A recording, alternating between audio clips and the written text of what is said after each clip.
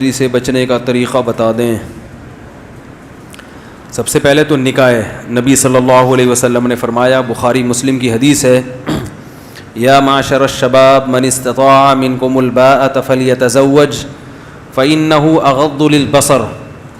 اے نوجوانوں، تم میں سے جو نکاح کی استطاعت رکھتا ہے وہ نکاح کر لے، اس لیے کہ یہ نگاہ کو جھکانے کی سب سے زیادہ طاقت نکاح میں ہے۔ اب حدیث کے الفاظ دیکھو، اغض یہ کمپیریٹیو ڈگری ہے، اس میں نگاہ کو جھکانے والی جتنی چیزیں ہیں ان تمام چیزوں سے کمپیئر کیا جا رہا ہے۔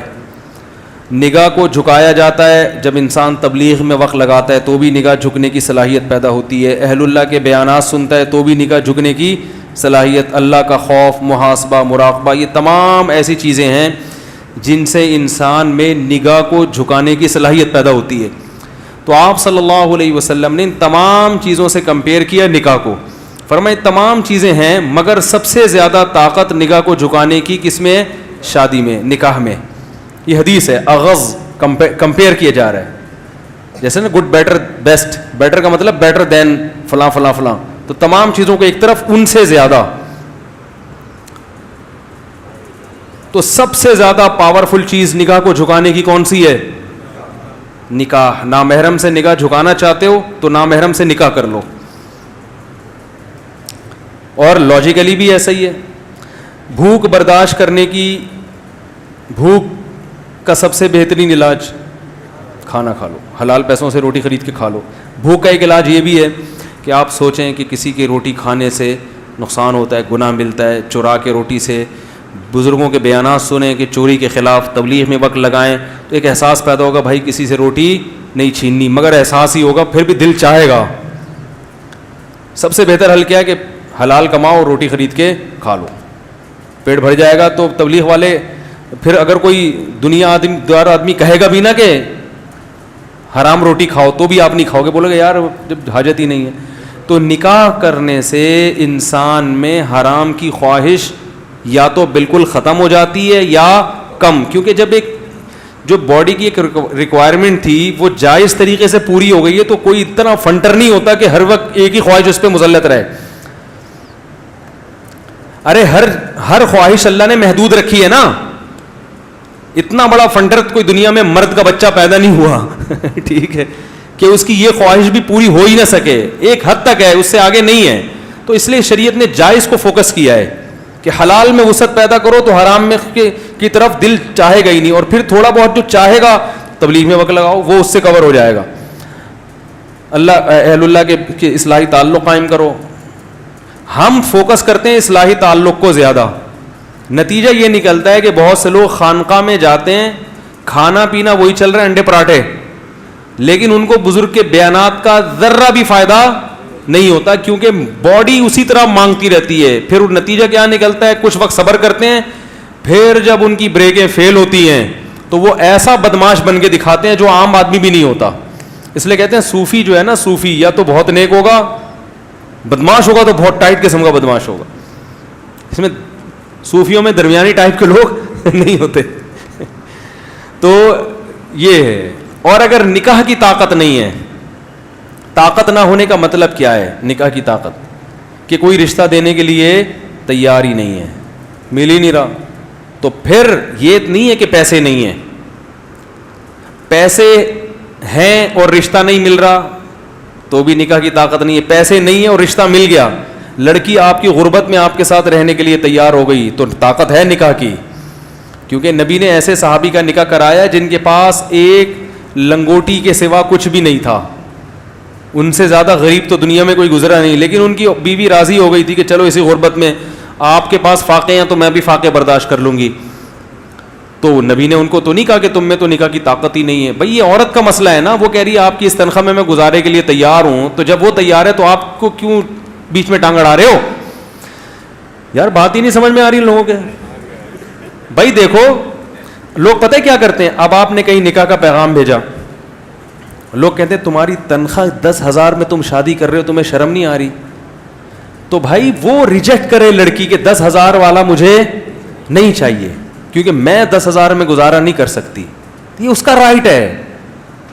اگر وہ 10,000 میں ایگری ہے تو پھر اس کا مطلب وہ جب خود راضی ہے تو آپ کو کیوں تکلیف ہو رہی ہے؟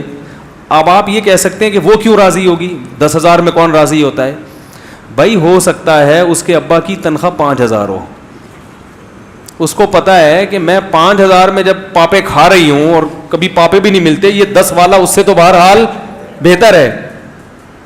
تو غریب آدمی شادی کرے گا, اسلام میں کہیں بھی غریب کو نہ 1 سے روکا اللہ نے, نہ 4 سے روکا ہے. غربت نکاح میں رکاوٹ ہے ہی نہیں مرد کے لیے, عورت کی بات نہیں کر رہا, مرد کے لیے رکاوٹ نہیں, عورت کے لیے رکاوٹ ہے. عورت کہہ سکتی ہے بھائی میں نے اپنے ابا کے یہاں ڈیفینس کلفٹن میں نے ٹائم گزارا ہے اور ہمیشہ پیزے برگر کھائے ہیں, تم 10,000 میں کیا سموسے بھی نہیں لا سکتے, تم تو پاپے بھی نہیں کھلا سکتے, تو ٹھیک ہے اس کو رائٹ ہے وہ نہیں کرے, کیونکہ اس کو اپنے لیول کا بندہ چاہیے. مرد کے لیے غربت نکاح میں رکاوٹ نہیں ہے. اگر رکاوٹ ہوتی تو قرآن یہ تھوڑی کہتا کہ نکاح کرا دو, کر لیا کرو, ان یکونوا فقراء یغنیہم اللہ من فضلہ, اگر فقیر ہوگے تو اللہ اپنے فضل سے غنی کر دے گا. اللہ تو یہ کہتا ہے اگر فقیر ہو تو نہیں کرو, پیسے آنے دو پہلے. اسی طرح بخاری کی حدیث ہے باب تزویج المعسر, صحیح بخاری میں, غریب کی شادی. امام بخاری نے دیکھو باب کیسا باندھا, غریب کی شادی. پھر اس میں یہ حدیث ذکر کی ہے کہ ایک صحابی کے پاس ایک ازار تہبند, اوپر کی قمیض بنیان بھی نہیں ہے, صرف تہبند باندھ کے بیٹھے ہوئے ہیں. ان کی شادی کرائی نبی نے. ان کے پاس مہر کے لیے ایک انگوٹھی بھی نہیں تھی, لوہے کی انگوٹھی بھی نہیں تھی مہر کے لیے, ان کے پاس کچھ بھی نہیں تھا. مگر عورت جب راضی ہے تو وہ اس لیے راضی ہو گئی ہوگی, اس نے کہا ابھی تو میرے پاس کچھ بھی نہیں ہے, تو کم از کم ایک کمانے والا میاں تو مل جائے گا نا. بھائی جیسے یہ کچھ بھی نہیں ہے لیکن پھر بھی زندہ ہے نا, اس کا مطلب کچھ نہ کچھ تو کما کے کھا لیتے ہوں گے نا, کبھی فاقہ کبھی کھا لیا, تو ہم بھی اسی طرح لائف گزاریں گے. اس حالت سے تو بہتر ہوگی جو اب گزر رہی ہے. او بھائی کیا ہو گیا؟ تو یاد رکھو آپ کی تنخواہ کم ہے تو بھی آپ شادی کریں, زیادہ ہے تو بھی. زیادہ ہونے کا فائدہ کیا ہوگا؟ مالدار لڑکیاں کی آپ کے نکاح کی پیشکش قبول کریں گی. آمدن کم ہونے کا نقصان کیا ہوگا؟ مالدار رشتے نہیں ملیں گے, ہاں اپنے سے غریب مل جائیں گے. تو اصول تو یہی ہے کہ جیسے خود ہو اسی حساب سے. آپ کی تنخواہ 10,000 ہے تو 10 لاکھ والے کو پیغام کیوں بھیج رہے ہو؟ شرم نہیں آتی معذرت کے ساتھ؟ تو جو آدمی کہہ رہا ہے میری تنخواہ کم ہے اس لیے میری شادی نہیں ہوتی, تو جھوٹ بول رہا ہے. آپ کی تنخواہ کم ہے اس لیے آپ کی شادی آپ کی تنخواہ زیادہ والوں سے نہیں ہوتی, کم والوں سے ہو جائے گی. نہیں آ رہی ہے سمجھ میں الحمدللہ. تو غربت نکاح میں رکاوٹ, ایک دھیلا بھی نہیں ہے جیب میں تو بھی شادی کرو, بشرطے کہ رشتہ مل جائے. آپ ٹرائی کرتے رہیں. ہاں رشتہ نہیں مل رہا, جیسے کہ ملنے کا چانس ہے بھی نہیں, کیونکہ لوگ لڑکی والے سب سے پہلے لڑکے کے پیسے دیکھتے ہیں, تو ان کو حق ہے کہ وہ دیکھیں. تو کوشش جاری رکھو, اگر مل گیا تو آپ ایسی غریب مل جائے گی. بعض دفعہ اور لڑکی مالدار ہوتی ہے وہ پھر بھی غریب سے اس لیے کر لیتی ہے کہ وہ کہتی ہے ایجوکیٹڈ بندہ ہے, شریف آدمی ہے, مارکیٹ میں شریف لوگ کیا چل رہے ہیں, شارٹ چل رہے ہیں. وہ کہہ رہی پیسے میں کھلاؤں گی, کوئی مسئلہ نہیں ہے, شادی کرو. تو لیکن کم ہی کرتی ہیں اور کرنی بھی نہیں چاہیے, کیونکہ وہ بندہ پھر جب بیوی پہ ڈیپینڈنٹ ہو جاتا ہے نا, پھر گیا مسئلہ خراب ہو جاتا ہے, وہ حقوق نہیں ادا کرتا اور پھر پیڑے کھاتا ہے بیٹھ کے. تو عورت کو چاہیے اگر کوئی غریب سے کر رہی ہے تو دیکھے کہ چلو غربت تو برداشت کر رہی ہوں, بندہ تو ٹھیک ہونا, کہیں میری دولت پہ نظر رکھ کے نہ بیٹھ جائے. تو اگر اس کو یہ اطمینان, جیسے حضرت خدیجہ مالدار تھی, پیسہ تھا, محمد صلی اللہ علیہ وسلم مسکین تھے, مگر حضرت خدیجہ نے پھر بھی نبی سے کی, ان کو پتا تھا کہ لالچی معاذ اللہ نہیں ہے, تو کر لی. ان کا بھائی شریف آدمی ہونا چاہیے, ایماندار ہونا چاہیے, تو انہوں نے کر لی اور نبی نے بھی کر لی. نبی کی تو غربت دور ہوئی ہے حضرت خدیجہ سے نکاح کر کے. نہیں آ رہی ہے الحمدللہ. یہ تکیہ کلام بن چکا ہے, کوشش کر رہا ہوں نکالوں اس کو, تو اس کا اپوزٹ لفظ جب زبان پہ لاؤں گا تو نکلے گا. یہ آ رہی ہے سمجھ میں الحمدللہ, ٹھیک ہے. تو جتنے غریب غربا یہاں بیٹھے ہوئے ہیں گھبرائیں مت. ہاں اگر کوئی لفٹ ہی نہیں کرا رہا آپ کو لڑکی والوں میں سے نہیں ہے, تو پھر اس کا مطلب ہے آپ میں نکاح کی طاقت نہیں ہے. پھر حدیث کا اگلا جملہ ہے فَإِن لَمْ کہ وَمَن لَمْ يَسْتَطِعْ فَعَلَيْهِ بِالصَّوْمِ, جس میں استطاعت نہیں ہے, کیا مطلب جس کو رشتہ نہیں مل رہا اپنے حساب سے, تو وہ کثرت سے روزے رکھے, 2-4 نہیں, کثرت سے روزے. کیا مطلب؟ آپ میں اللہ نے ایک خواہش رکھی ہے, طاقت رکھی ہے, تو اس طاقت کی وجہ سے آپ کا نکاح کا دل چاہتا ہے تو وہ اس طاقت کو جائز استعمال کرو, وہ رکھی اس لیے. نہیں مل رہا تو طاقت ختم کرو جسم کی. اور وہ کیسے ختم ہوگی؟ روزے سے. نہیں آ رہی ہے الحمدللہ, آ رہی ہے بات سمجھ میں. وہ کس طرح ختم ہوگی؟ روزے سے. آپ کہہ سکتے ہو روزے کے علاوہ کچھ اور طریقے سے ہم اپنے آپ کو کمزور کر لیں, ایسا نہیں ہے, اس سے فائدہ نہیں ہوگا. کیونکہ گناہ سے بچنے کے لیے, جو گناہ سے مراد یہ والی شہوانی گناہ, ان سے بچنے کے لیے دو چیزیں چاہیے. جسمانی طاقت کمزور ہو, روحانی طاقت مضبوط ہو. آپ کوئی ڈاکٹر سے دوا لے کے اپنی خواہشات کو کم تو کر سکتے ہیں, جسمانی طاقت تو کم ہوگی, شہوت تو کم ہوگی, روحانی طاقت دوا کھانے سے نہیں بڑھتی. روزے میں جب آپ کھانا پینا چھوڑیں گے اور مسلسل روزے رکھیں گے تو جسمانی طاقت ہوگی کم, اور روزہ چونکہ عبادت ہے اس سے روحانی طاقت نہیں آ رہی. بات آ رہی ہے, سمجھ آ رہی ہے بات سمجھ میں. روحانی طاقت کیا ہو جائے گی؟ بڑھ جائے گی. تو آدھا کام سے بات نہیں بنے گی. تو اس لیے روزے کا کوئی آلٹرنیٹ, روزے میں ایک انسان کو خود ہی احساس ہوتا ہے, اور 2-3 روزے نہیں, اعلیٰ ضرر کے لیے آتا ہے عربی میں علیہ بس, کیونکہ 2-4 روزے سے تو اور خواہش بڑھتی ہے. کثرت سے روزے رکھے. ایک اہل حدیث تھے وزیر آباد میں, میرے دوست تھے, بڑے زبردست گپ شپ تھی ان سے میری. وہ ایک دن میں ان کا تھوڑا دیر مذاق بھی اڑاتا تھا, کیونکہ ہمارے بھی اڑاتے تھے. وہ کبھی کبھی حنفیوں پہ طنز ہلکا پھلکا تو چلتا ہے, تو میں بھی تھوڑا سا چٹکلا سنا دیتا تھا ان کو. ایک دن وہ میرے پاس آئے, وہ کہنے لگے کہ مفتی صاحب میں جوان تھے, بڑے لال ٹماٹر کی طرح سرخ, کہ یار میں بڑا مسئلہ ہے, میں بازار میں بیٹھتا ہوں, میں شادی شدہ ہوں, میری بچیاں بڑی ہو گئیں, مگر یار میں اتنی مختلف ڈیزائن کی عورتیں آتی ہیں, میری نظر نہیں جھکتی, بڑا مسئلہ ہو گیا, میں کیا کروں؟ میں نے کہا قرآن حدیث کی روشنی میں بتاؤں. وہ ہر وقت کہتے ہیں نا قرآن حدیث میں, قرآن میں بتاؤں؟ کہہ رہے ہاں بتائیں. میں نے کہا حدیث میں آتا ہے, قرآن میں بھی آتا ہے نکاح کرو, ٹھیک ہے نا, اور حدیث میں بھی آتا ہے کہ اغض للبصر, جو نکاح ہے نگاہ کو جھکانے کی سب سے زیادہ طاقت. تو میں نے کہا شادی کر لو ایک اور. کہنے لگا ابے یار یہ نہیں ہو بھائی, یہ بڑا مسئلہ ہو گیا بھائی مفتی صاحب, یہ کیسے میری بیوی مارے گی وہ فلانا. میں نے کہا قرآن حدیث کی روشنی میں بتا رہا ہوں. وہ ہر وقت میرے سامنے کہتے قرآن حدیث. میں نے کہا قرآن حدیث. کہہ رہے ہیں وہ تو ٹھیک ہے لیکن کچھ اور حل بتاؤ یار. میں نے کہا قرآن حدیث کی روشنی میں بھائی.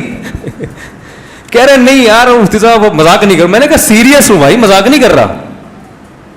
تو کہہ رہے ہیں, میں نے کہا اچھا چلو یہ والا نہیں سمجھ میں آ رہا. کہہ رہے نہیں دوسری کون کرے گا, پٹوں گا سالے پیٹیں گے پڑ کے, بیوی مارے گی, روٹی بند کراؤ گے. وہ ان کے الفاظ ہیں. کہہ رہے مفتی صاحب گھر میں روٹی بند کراؤ گے.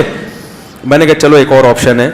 حدیث اگلا قرآن حدیث میں آتا ہے کہ جس میں نکاح کی طاقت نہیں ہے, جیسے کہ آپ نہیں افورڈ کر پا رہے, آپ کو پتہ ہے بہت بری طرح پٹوں گا میں, سالے پکڑ کے ماریں گے, تو پھر کثرت سے روزے رکھو. روزے نہیں علیہ ضرر, کثرت سے روزے. میں نے کہا یہ جو لال ٹماٹر بنے ہوئے ہو نا کھا کھا کے, یہ چہرے تھوڑا سا مرجھا جائے گا اور باریک ہو جاؤ گے روزے رکھ رکھ کے. تو یہ جو کرنٹ بھرا ہوا ہے نا, یہ اتنی زور سے نہیں جھٹکے مارے گا جتنے ابھی کرنٹ لگ رہا ہے آپ کو. جہاں دیکھتے ہو ایک دم دل چاہتا ہے, یہ کم ہو جائے گا. کہہ رہے ہاں چلو یہ رکھتا ہوں. کہہ رہے کتنے روزے رکھوں؟ میں نے کہا کثرت سے رکھ لو 40 قرآن حدیث کی روشنی میں. بار بار میں کہہ رہا, میں نے کہا قرآن حدیث کی روشنی میں کثرت سے روزے کتنے ہوتے ہیں؟ 40. میں نے کہا 40 رکھ لو. کہہ رہے پھر کیا ہوگا؟ میں نے کہا پھر یہ ہوگا کہ 40 روزے رکھنے کے بعد آپ باریک ہو جاؤ گے, دبلے پتلے ہو جاؤ گے, تو پھر جب آپ دوبارہ کھانا شروع کرو گے تو پہلے سے زیادہ مستنڈے ہو جاؤ گے آپ. کیونکہ جب اس طرح نتھر جاتا ہے نا جسم, بھائی سارا کولیسٹرول نکل گیا, چربی پگھل گئی, اب جب کھاؤ گے تو نئے سرے سے طاقت آئے گی, پہلے سے زیادہ پاورفل ہو جاؤ گے. کہہ رہے یار پھر کیا ہوگا؟ میں نے کہا پھر دوبارہ 40 روزے. کہہ رہے یہ کیا؟ میں نے کہا قیامت تک کا پیکیج ہے یہ. کہہ رہے یار یہ کوئی حل تو نہ ہوا. میں نے کہا واقعی حل نہیں ہے, یہ حدیث میں حل ان لوگوں کے لیے ہے جو نکاح کی تلاش میں ہو, جب تک رشتہ نہ ملے روزہ رکھ کے گزارا کریں. جس کا ارادہ ہی نہیں ہے اس کے لیے یہ پیکیج نہیں ہے. بہت مشکل ہے. میں نے کہا قرآن حدیث کی روشنی میں تو یہی ہے بھائی. کہہ رہے یار یہ تو بڑا مسئلہ ہے, یہ تو بڑا مسئلہ ہے. میں نے کہا پھر یہی ہے کہ یہ بھی نہیں ہوتا. تو کیونکہ روزے کب تک رکھے گا بھائی؟ یہ تو روزہ اس کے لیے ہے کہ رشتے بھی تلاش کرتے رہو اور روزہ بھی. جب رشتہ مل جائے تو روزے رکھنا چھوڑ دو. تو کہہ رہے ہیں یار میں نے کہا پھر بس صبر کرو اور کوئی حل نہیں ہے, آخرت کو سوچو, گناہ ملے گا. قرآن حدیث کی روشنی میں جو بولتا ہوں میں نے بتا دیا آپ کو. بد نظری سے بچنے کا طریقہ ہو گیا, ٹھیک ہے. باقی یہ کہ بھائی نکاح کی استطاعت نہیں ہے, روزے رکھو, وہ بھی نہیں ہو رہا, تو پھر یہی ہے کہ چند اور چیزیں ہیں جو تجربے سے ہیں, ان کا اتنی مضبوط تو نہیں ہے جو حدیث میں ہے. ظاہر ہے جو حدیث میں علاج ہے اس کا تو کوئی متبادل ہو ہی نہیں سکتا. تو پھر میں لڑکوں سے کہتا ہوں کہ اپنے آپ کو مصروف رکھو. یہ باڈی کی ریکوائرمنٹ ہے نا یہ گناہ, تو باڈی کو کھپا دو کسی جائز کام میں, جم جایا کرو, اپنی انرجی کو یوٹیلائز کرو. کہاں؟ ایکسرسائز میں, جم میں. اور روحانی ترقی کے لیے تبلیغ میں جاؤ, اور بزرگوں سے اصلاحی تعلق, ادھر سے ان کے بیانات بھی سنو, اللہ کا خوف پیدا ہوگا, آخرت کا خوف پیدا ہوگا, پتہ چلے گا نظر اٹھانے کا گناہ ہے, اس سے انسان کی آنکھیں گندی ہو جاتی ہیں, دل کا سکون خراب ہوتا ہے, اس سے فائدہ ہوگا انشاءاللہ. اور پھر اپنے جب اچھے مثبت کاموں میں, ایکسرسائز میں اپنے آپ کو گھلاؤ گے تو ٹائم ہی نہیں بچے گا, اتنے تھکے ہوئے آؤ گے کہ رات کو آتے ہی سو جاؤ گے. تو جب یہ پازیٹیو ایکٹیویٹیز میں انسان پڑھتا ہے تو نیگیٹو خود بخود ختم. اور لڑکیوں کو کوشش کرو کہ ہاں, اور آخری حل یہ کہ کبھی بد نظری ہو تو جرمانہ متعین کرو. کسی عورت کو دیکھنے کا دل چاہ رہا ہے اور آپ نے دیکھ لیا, 100 روپے نکال کے اسی وقت صدقہ کر دیے. ہر آدمی اپنی آمدن کے حساب سے, ٹھیک ہے نا. 1 کروڑ روپے آمدن ہے, 1 لاکھ روپے نکال کے, کروڑ والے کے لیے لاکھ کی کوئی حیثیت نہیں ہے, ٹھیک ہے نا. چلو لاکھ نہیں کرتے, 10,000 کر دو. جس کی کروڑ آمدن ہے, بھائی جب بد نظر کوئی اتنا جرمانہ رکھو جو افورڈ کر سکو. سمجھ میں آ رہی ہے بات؟ تو دن میں 10 دفعہ بد نظری ہو رہی ہے تو 10 دفعہ 100 روپے, 1000 روپے ایک دن ہوں گے. اگلے دن کہے گا آدمی 1000 نہیں 500 پہ آ رہا ہوں بھائی, میں 500 افورڈ کر پا رہا ہوں, 1000 نہیں. تو 5 بد نظریاں چھوڑے گا نا, اگلے دن کہے گا یار 500 بھی 2-4 دن تو ٹھیک ہے, پورے مہینے تو 30,000 روپے اچھا خاصا ہے. تو ختم نہ بھی ہو کم انشاءاللہ ہو جائے گی. بہت اہم بات ہے یہ جو اب بتا رہا ہوں, ختم نہ بھی ہو کم ہو جائے گی. اور ایک گریوی میں فائدہ ہوگا, ختم نہ بھی ہو تو گناہ کے ساتھ نیکیوں کا پلڑا بھی. ارے جب قیامت کے دن آئے گا, اتنی انٹیوں کو جھانکا تاکا ہے اس نے, تو اتنے پیسے صدقہ کیے ہیں یہ دوسرے پلڑے میں. جب گناہ ہوں گے تو نیکیاں بھی تو پلڑے میں آئیں گی نا. تو اس صدقے کا فائدہ کیا ہوگا؟ گناہ کم ہوگا, ہو سکتا ہے چھوٹ ہی جائے, اور نہ بھی چھوٹا تو گناہ کا جہاں اعمال نامے میں گناہوں کا جو پلندہ بڑھتا جا رہا ہے تو نیکیوں کا بھی ساتھ ساتھ ہو سکتا ہے اسی بیس پہ مغفرت ہو جائے. اللہ کہیں گے کہ اس نے غریبوں کی مدد کی ہے تو بدنظری بھی کی ہے, تو وہ والی نیکیاں اس کے گناہوں سے زیادہ ہو گئی ہیں, بخش دو. تو مقصد تو بخشوانا ہے نا اپنے آپ کو. کیا خیال ہے بھائی؟